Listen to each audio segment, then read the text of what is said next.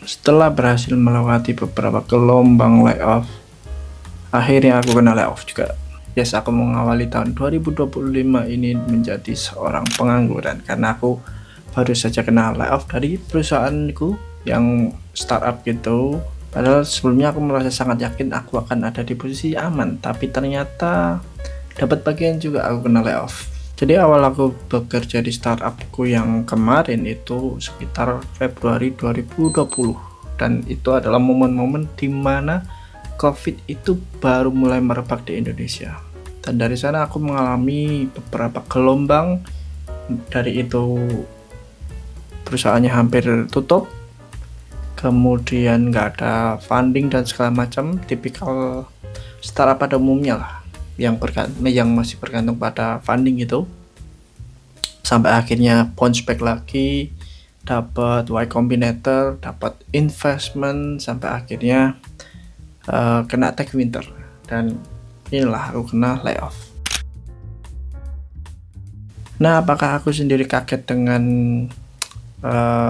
layoffku ini? Sebenarnya enggak yang kaget-kaget banget, karena dari tahun ke tahun itu isu atau problem yang terjadi itu hampir sama. Jadi ketika ada naiknya pasti ada turunnya, ketika ada naiknya pasti ada turunnya gitu terus. Jadi kayak sudah terbiasa dengan sesuatu hal yang mengancam gitu. Tapi terlepas dari itu semua, aku mendapatkan banyak pengalaman di startupku yang lama ini. Aku dari seorang UI UX designer atau product designer, bisa kita katakan kayak gitu. Terus aku juga sempat mendapatkan pengalaman sebagai seorang product manager. Dari situ aku belajar untuk bagaimana bargaining dengan tim developer, bagaimana membuat requirement, bagaimana menyampaikan produk ini ke usernya, dan bagaimana kita bisa tektokan dengan departemen-departemen yang berkaitan, misalkan dengan departemen marketing, departemen ops kayak gitu, atau departemen merchant and acquisition. Itu aku belajar banyak hal. Aku sangat bersyukur sebenarnya. Aku sangat bersyukur bisa kerja di perusahaanku yang lama, aku sebut aja titipku. Ya, kalau ngomongin plus minus dari kejadian ini, pasti yang lebih kerasa itu minusnya, karena aku kehilangan pemasukan utama, yaitu gaji dari tempatku bekerja. Terus aku harus menjadi seorang job seeker lagi, mencari kerja, mau itu kerja remote, kerja onsite. Aku tidak ada preferensi ini, mana yang aku bisa capai dulu akan aku kerjakan. Terlebih lagi di kondisi sekarang aku sudah punya anak dan anakku sudah sekolah, makanya itu menjadi salah satu yang aku pikirkan juga kenapa aku harus segera mendapatkan pekerjaan. Nah, mungkin kalau misalkan aku masih seorang bujangan kayak gitu, mungkin aku akan masih agak slow down, agak santai kayak gitu. Aku mungkin akan break dulu sebentar, tapi karena aku sudah punya anak, jadi aku harus segera mencari tempat pelabuhan baru. Nah, sekarang ngomongin plusnya. Yang pertama, aku jadi ada waktu untuk bikin portfolio, bikin websiteku sendiri. Dan plus yang kedua adalah aku punya waktu akhirnya untuk belajar Framer, yang mana itu akan jadi alatku untuk membuat portfolio websiteku. So far Framer itu cukup enak dipakai. Kalau kalian sudah punya basic Figma, sudah tahu konsep-konsep auto layout dan lain sebagainya, itu cenderung akan sangat gampang untuk belajar Framer.